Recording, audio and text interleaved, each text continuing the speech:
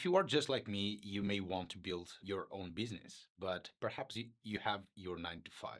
But unfortunately, you jump on YouTube and you jump on whatever social media platform, and all you hear is like all these entrepreneurs, supposedly super famous and or super successful, just shouting at you why you should like go all in and burn the boats and all that shenanigan, right? Yeah, I just want to oppose myself to that and perhaps like yeah, to just provide you with a different perspective. The first thing is that by having a 9 to 5, you have some sort of steady income that you can then use and leverage to pay your monthly expenses. And that means that by being able to pay your monthly expenses with something that isn't going away that soon, like a 9 to 5, you don't have to like be working or be building your dream life out of a place of scarcity. You can now be building it from a place of abundance. You don't have to be constantly afraid or anxious about the fact that you may not have enough money to face your next month. Instead, you can actually like face every single month that may come with the money you are getting from your 9 to 5, while at the same time you are exploring alternatives and placing small bets here and there for you to be able to build something and build towards the life that you actually want. The second thing is that um, I'll share just a few notes here, which is after leaving Deloitte, the biggest problem, at least to me, was how to structure my life. Because when you leave a job where everyone asks you for something, you are forced to compel with the agenda, the normal schedule, the whole structure that is above you and forcing you to have a certain behavior, which is to deliver upon the expectations and whatever people require from you. And the moment you leave that sort of structure, the first thing you have to be able to pull yourself up to is to build that structure in some way. And that's perhaps, at least I have found, to be one of the hardest things to do, which is when you are able to do whatever you want with the life and time you have, how to actually focus on what is like how to actually focus around your priorities and what is important, you know. And so the second thing I have here to say today about like leveraging your 9 to 5 to build the life you want is to actually like enjoy the fact that you have a structure. Okay, leverage the fact that you have to go to an office, leverage the fact that you have to wake up early and that you have deadlines and that you have people who require you to do something. Leverage all that structure to start to like grab a couple of minutes here and there and a couple of hours to explore whatever you want and to actually dedicate yourself to build the life you want. The third thing is build to a point where it becomes like obvious that you will have success. Okay. So most of the times, and if you jump on YouTube, most of the entrepreneurs out there, they will tell you like you have to trust yourself first and you have to go all in and burn the boat and all of that.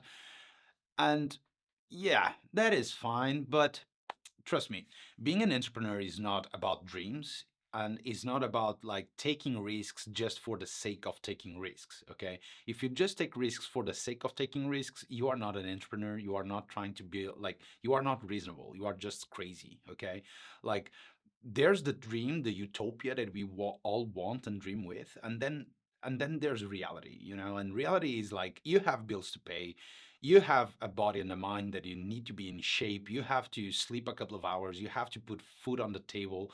And yes, you also, if you want to be a mother or a father, yes, you also have to keep pursuing your other goals, to have relationships and to find a special other and to bring everything into a moment and place in time where you can actually achieve all of that.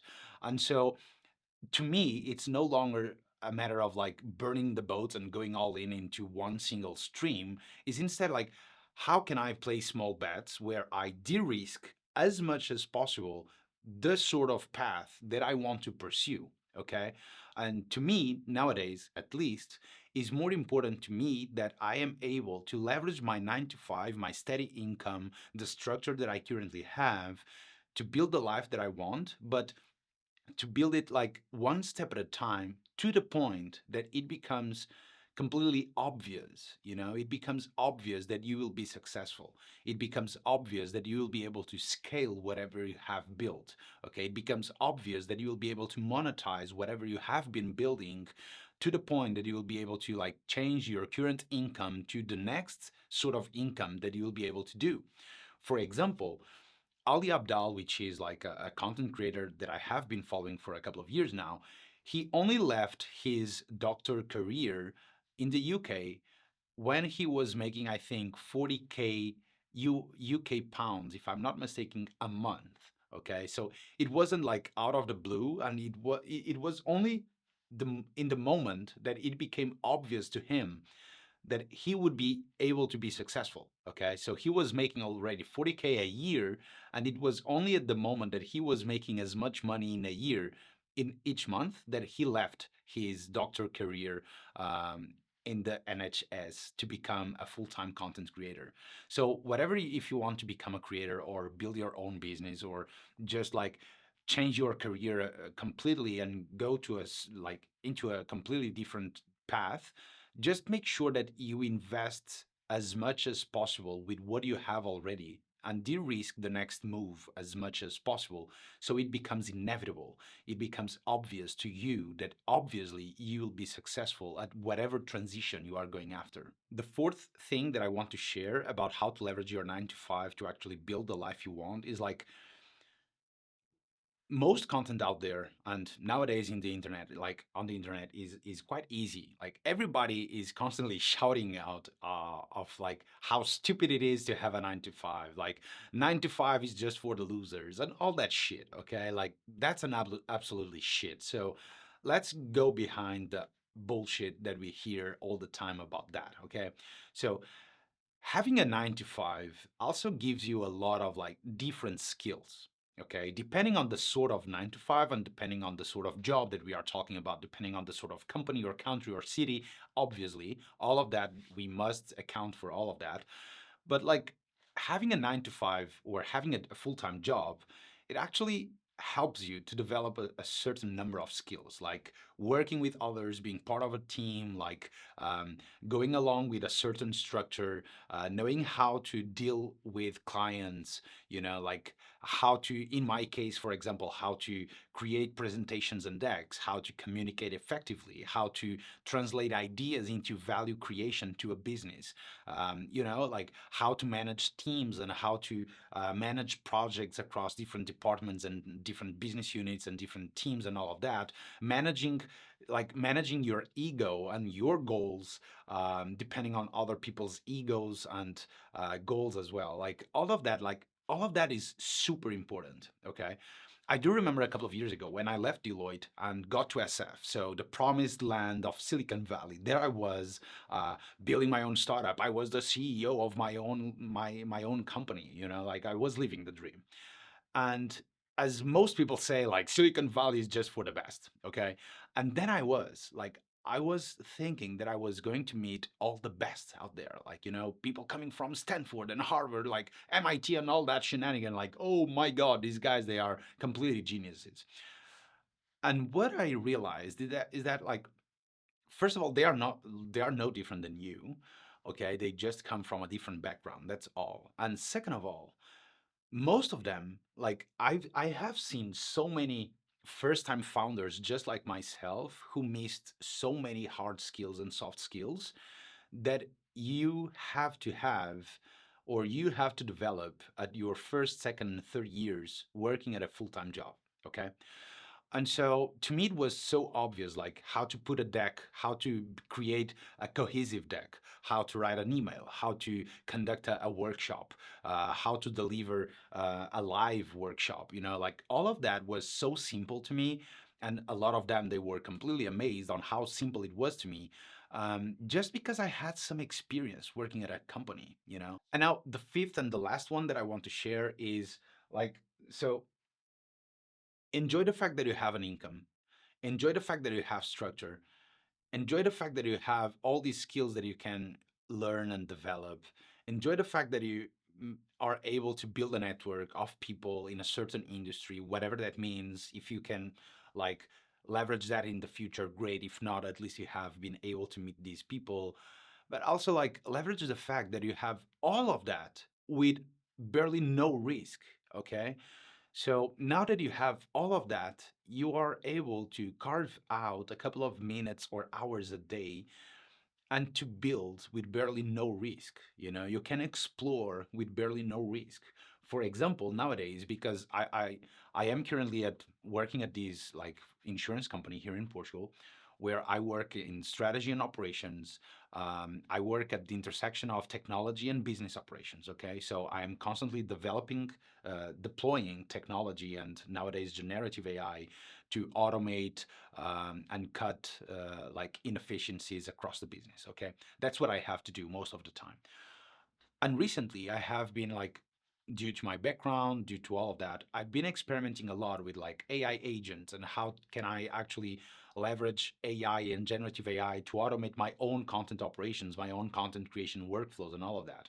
I have been exploring like copywriting. I've been investing more into copywriting and how to write more persuasively and all of that. So I have I am able to pursue all of these and take all these risks at learning different things and exploring different things just because I have all the things beforehand that I've spoken about before. So I have the steady income, I have the structure, I'm able to carve out some time to explore. I am trying to de risk and make it obvious and inevitable my success. I'm trying to put it all together, you know, before taking the risk and going all in. So, yeah, just enjoy that you have all of this. And instead of like being constantly sad and depressed that you haven't been able to go all in whatever you want to build, just like take a step back and just be happy for the fact that you have so much in your favor that you can now leverage for you to like give more steps and keep moving towards whatever you want to achieve. Okay, and so just to finish the video here today, basically what I'm trying to say is like, try to leverage your current conditions to de-risk whatever next move you may want to make. Okay, because going all in and burning the boats, yes, there's a time where you will have to go all in.